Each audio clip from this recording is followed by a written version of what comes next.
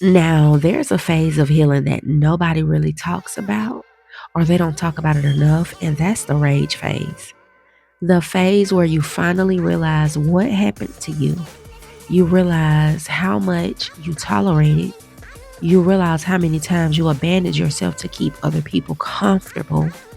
You start remembering the things you were told to get over, the disrespect you normalized, the manipulation you excused, the times somebody hurt you and somehow you ended up apologizing, and suddenly you're angry, really angry. And this is usually the point where people start calling you bitter. They'll say, you're too, you bitter. You need to let that go. You're too angry. You need to forgive. You're becoming a man hater. You need to let it go. But sometimes what they're really uncomfortable with is that you finally see it clearly. And I want to talk about that because if you're in this phase right now, I need you to know you are not crazy for being angry about what happened to you. For a lot of women, anger comes after the survival. Now, for some women, it comes right at the end and they end up lashing out. They end up on an episode of Snapped.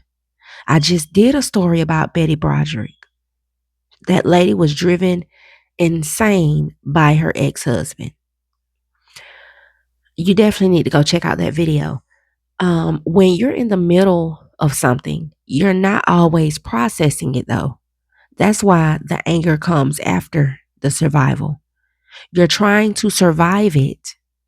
You're making excuses. You're giving people the benefit of the doubt. You're trying to be understanding.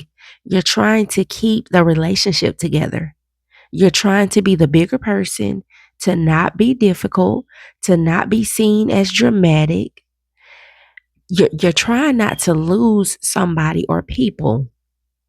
And sometimes you don't need the emotional space to fully, you don't have the emotional space to fully understand just how badly you've been treated. But then you get distant and you get older and you become more confident and you learn more about yourself and you start loving yourself. And sometimes it's when you grow up and you can get out of the house away from all the abuse. You got a job now, you got your own place. That's why I don't mind about women being on government assistance. I don't get now that's one thing I don't care if it comes out of my paycheck, tax paying dollars, that Section 8 housing authority, income based apartments. I don't care if it comes out of the taxes. We need that because women make the world go round. That is helping a lot of women get away from abusive, toxic relationships. But you really do. You learn more about yourself and you start loving yourself. And then suddenly you're looking back like, wait a minute. Why did I allow that? Why didn't nobody protect me? Why did I think I deserved that? Why was I always expected to understand everybody else's behavior while nobody cared about how their behavior affected me?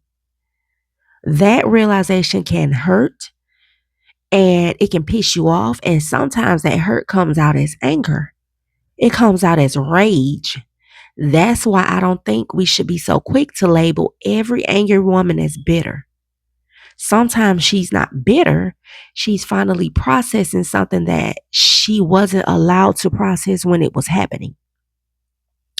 And I want women to understand that there's a difference between being consumed by rage and allowing yourself to experience rage.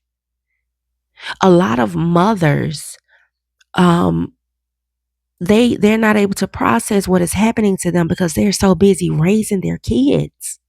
And once their kids are older and can do a little more for themselves, that's when they're able to start processing. And that's when the rage comes in. And that's when a lot of people love to call the mothers bitter baby mamas or miserable. No, they're actually healing. And that's a good thing.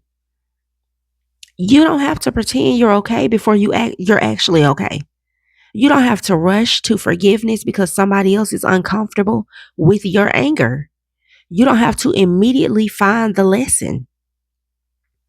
You don't have to say, well, everything happens for a reason. No, ma'am. I almost lived and cursed.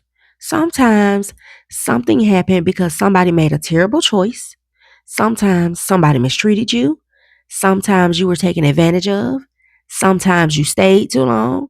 And yes, maybe eventually you'll find peace with it, but you don't have to skip over the anger to get there because anger can tell you something. It can tell you that wasn't okay. You deserved better. You didn't want to experience that and you don't want to experience it again. You don't want to be that version of yourself anymore. And honestly, sometimes rage is the first time a woman realizes she actually has boundaries.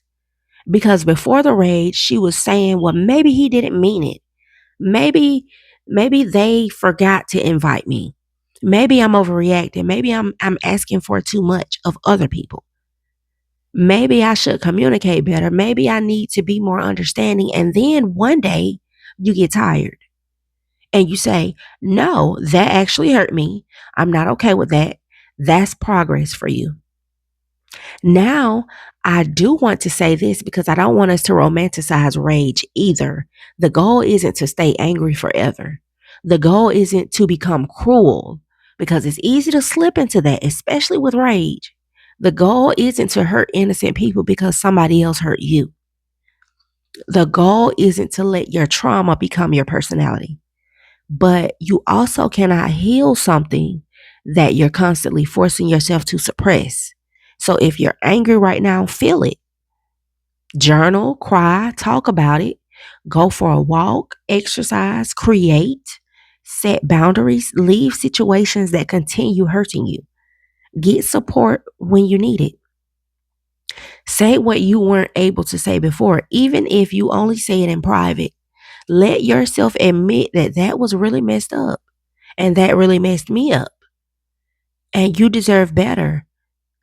Say, I am angry that I accepted that and I'm angry that somebody I loved treated me that way. You don't have to make yourself smaller just because the other people prefer the version of you that never complained. See, that kept them comfortable. And this is where I really want women to be careful with gaslighting because some people benefited from the version of you that didn't have boundaries. Some people benefited from you being forgiving. Some people benefited from you being understanding. Some people benefited from you swallowing your feelings. So when you finally start saying, no, actually, that wasn't okay, they may suddenly have a problem with your personality. They'll call you bitter, difficult, angry, unhealed, crazy. But ask yourself, were they saying all of this when you were tolerating the disrespect? Because sometimes people don't miss the old you, they miss what they could get away with when you were the old you. And you don't have to go back. You are allowed to have a period where you're angry. You're allowed to grieve. You're allowed to question things. You're allowed to be disappointed. You're allowed to admit that something changed you. And eventually, I hope you get to the point where you don't need to be angry anymore.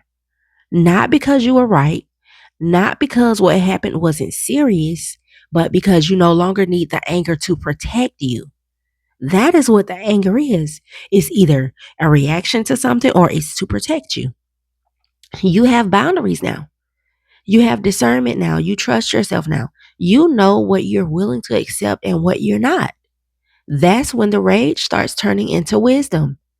And that's a beautiful part of healing too.